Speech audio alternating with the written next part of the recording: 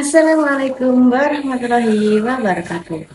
Perkenalkan, nama saya Mei Aisafina, mahasiswa Universitas Terbuka Fakultas Keguruan dan Ilmu Pendidikan, Prodi Pendidikan Guru Sekolah Dasar dengan NIM 860395827. Pada kesempatan ini, saya akan mempresentasikan materi filsafat ilmu dan isu kontemporer pendidikan nasional dengan topik pilar-pilar pendidikan dan relevansinya di era digital.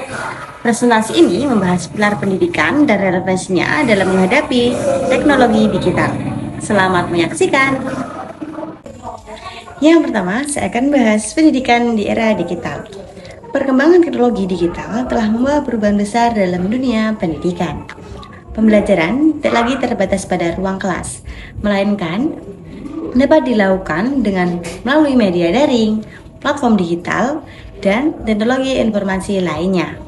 Namun, kemajuan tersebut juga menghadirkan tantangan, seperti menurunnya interaksi sosial, rendahnya literasi digital, serta lemahnya pembentukan karakter peserta didik. Dalam konteks tersebut, pemikiran Ki Hajar Dewantara tetap relevan sebagai dasar filosofi pendidikan nasional Indonesia. Selanjutnya, saya akan membahas makna pilar dalam pendidikan.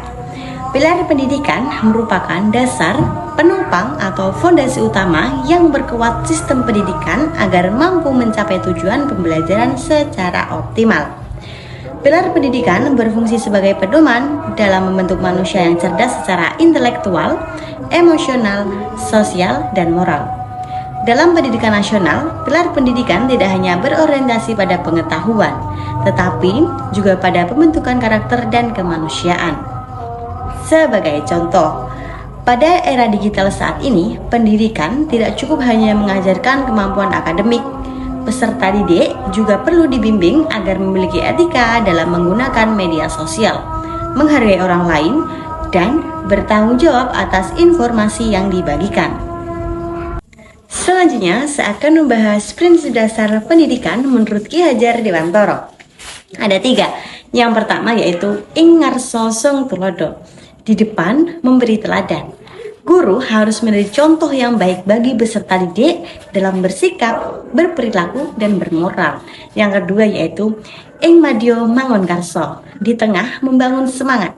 Jadi guru berperan sebagai motivator yang membangun semangat belajar peserta didik.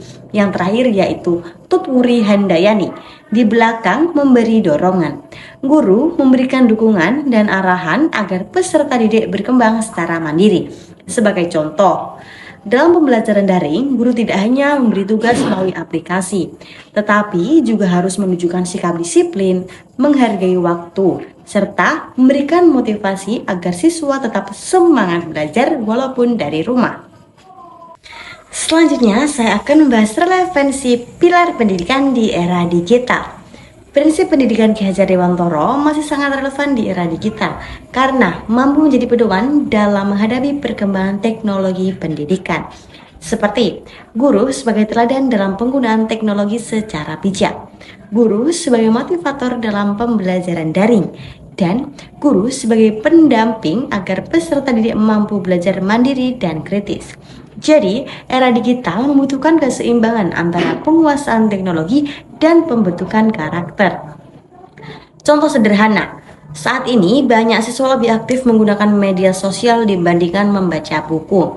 Oleh karena itu, guru perlu mengarahkan penggunaan teknologi ke hal yang lebih edukatif, seperti memanfaatkan video pembelajaran, diskusi online, dan literasi digital.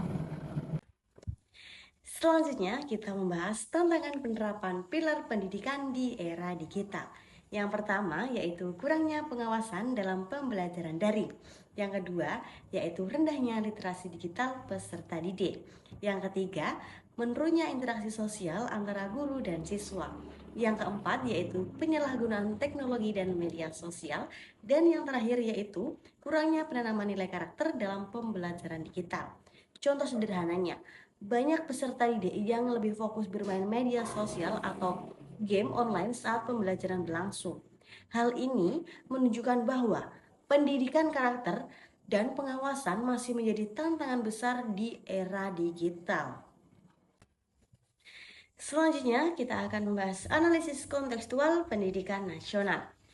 Pendidikan nasional saat ini menghadapi tantangan besar dalam membentuk generasi yang tidak hanya cerdas secara akademik, tetapi juga memiliki moral, etika, dan kemampuan berpikir kritis.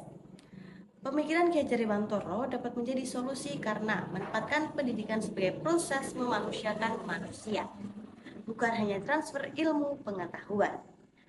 Maka, pendidikan seharusnya mengembangkan karakter peserta didik, membentuk sikap tanggung jawab, menanamkan nilai kebangsaan, dan membangun kemampuan adaptasi terhadap perkembangan teknologi. Contoh sederhana, saya melihat bahwa anak-anak saat ini lebih cepat menguasai teknologi, tetapi tidak semuanya bertanggung jawab dalam menggunakan teknologi. Oleh karena itu, pendidikan karakter tetap harus menjadi prioritas utama. Jadi, tadi merupakan materi yang menjadi pembahasan pada presentasi saya kali ini. Dan ini refleksi pribadi saya. Menurut saya, prinsip pendidikan Ki Hajar Dewantara tetap relevan dan penting diterapkan dalam era digital. Karena pendidikan bukan hanya tentang kecerdasan intelektual, tetapi juga pembentukan karakter dan moral peserta didik. Jadi, guru harus mampu menjadi teladan, pembimbing, sekaligus motivator dalam menghadapi perkembangan teknologi yang semakin pesat. Dengan demikian, pendidikan nasional dapat menghasilkan generasi yang cerdas, berkarakter, kreatif, dan bertanggung jawab. Sekian materi yang dapat saya presentasikan kali ini. Wassalamualaikum warahmatullahi wabarakatuh.